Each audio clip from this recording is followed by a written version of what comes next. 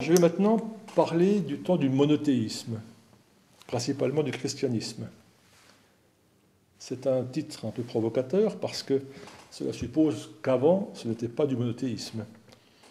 Effectivement, le monde des morts dans la Bible hébraïque, dans l'Ancien Testament, échappait totalement à l'autorité de Yahvé, qui était une divinité essentiellement céleste et vouée à la vie. Dans l'ancienne conception hébraïque, la question de la punition ou de la rémunération divine se posait d'une manière totalement différente. Tout se faisait du vivant de l'homme. Une bonne vie supposait une grande longévité, une descendance, une prospérité. Une mauvaise vie aboutissait à la pauvreté, l'absence de fils ou une mort rapide. Et de ce fait, le monde des morts, le Sheol, est un monde qui héberge la totalité des hommes et des femmes.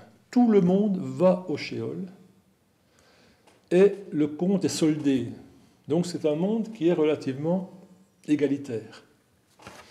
Les punitions ont été réalisées du vivant des hommes, les récompenses également. Donc le monde des morts est un monde égalitaire.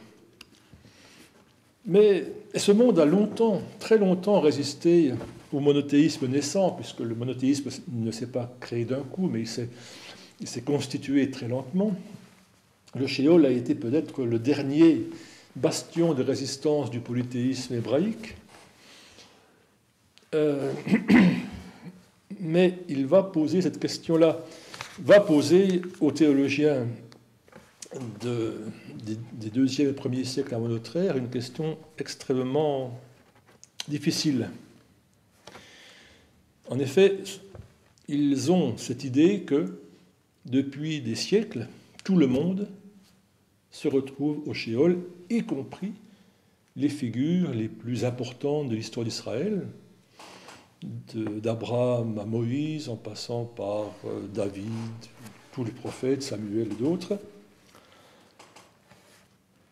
Et donc, il faut réorganiser, en quelque sorte, la géographie de l'au-delà, mais sans perdre de vue cette vérité-là. On ne peut évidemment pas se satisfaire d'un Sheol qui aurait 2 divinités, puisqu'on est devenu monothéiste, mais on ne peut pas non plus approuver l'idée d'un monde des morts qui couperait l'homme de sa divinité. Et cette discussion sur le monde des morts se fait entre le 2e et le 1er siècle, puisque lorsqu'on part vers les évangiles, eh bien, la césure est faite. Dans l'Ancien Testament, il n'y a toujours qu'un seul monde post-mortem, et certains livres montrent ce désespoir. Si on prend par exemple le livre de l'Ecclésiaste, le Qoéleth en hébreu, il y a des choses terribles qui sont dites. Un chien vivant vaut mieux qu'un homme mort, ce qui est quand même assez terrifiant. Et dans le Nouveau Testament, tout est en place, le paradis et l'enfer. Donc toute la discussion théologique sur la question de la géographie mythique s'est faite durant les 2 siècles qui séparent les 2 testaments. On ne va pas ici reprendre cette théologie qui est très complexe, mais voilà, on part sur ce constat-là. Le moment du monothéisme, c'est celui à partir duquel, effectivement, le monde des morts est divisé en 2 parties, et Dieu, ou Yahvé, quel que soit le nom qu'on lui donne, a désormais la haute main sur la vie et sur la mort. Cela implique une transformation des rituels. Désormais, les vivants doivent aider les morts à gagner leur paradis, et les prières sont désormais tournées vers Dieu pour qu'il accueille le défunt. Mais ça ne suffit pas, et il faut aussi passer par un personnel spécialisé, qui seront les prêtres, et la médiation de l'Église devient obligatoire. On passe de rituels familiaux à des rituels religieux et institutionnalisés. Très tôt d'ailleurs, l'Église va mettre en place une liturgie funéraire. Dès le concile de Braga en 531, eh bien, on pose les premières bases d'une liturgie qui va se complexifier terriblement dans les siècles suivants. Cela passe par l'organisation systématique des obsèques, en les refusant à tous les suicidés. La liturgie s'appuie d'abord sur certains psaumes, puis se complexifiera, va recevoir une musique spécifique avec la messe des morts et puis le requiem à partir du Xe siècle. Les obsèques se font en latin et seul le prêtre officie. La famille n'est plus là que pour répondre aux sollicitations. Il reste les pleurs, qui sont peut-être le seul héritage de l'époque antérieure. Rapidement aussi, l'Église va être amenée à, je dirais, marquer le territoire des morts, donc son territoire. Auparavant, les nécropoles étaient rejetées assez loin, en dehors des lieux d'habitation. Très vite, on rapproche les cimetières des églises dès la fin du 7e siècle, en instituant naturellement l'inhumation comme seul mode d'ensevelissement, en lien avec cette phrase célèbre « tu es poussière et tu retourneras en poussière ». Les cimetières, au départ, n'ont pas grand-chose à voir avec ceux que l'on connaît aujourd'hui. Il y a très peu de tombes individuelles, essentiellement une fosse commune, qu'on laboure tous les 10 ou 20 ans afin de retirer les os pour les mettre dans un ossuaire. Progressivement, le cimetière devient un espace sacré. La plus ancienne marque de sacralisation est estimée à 971, et c'est à Toul. C'est un certain Gérard de Toul qui a, pour la première fois, semble-t-il, sacralisé l'espace autour de Saint-Michel du Montbard. Le cimetière est donc sacralisé et devient même un lieu de réunion pour les assemblées de justice villageoises. On y trouve même quelquefois des marchés avec le présupposé un peu naïf que si on est dans un espace sacré, le vendeur aura quelques scrupules à pratiquer des prix trop élevés.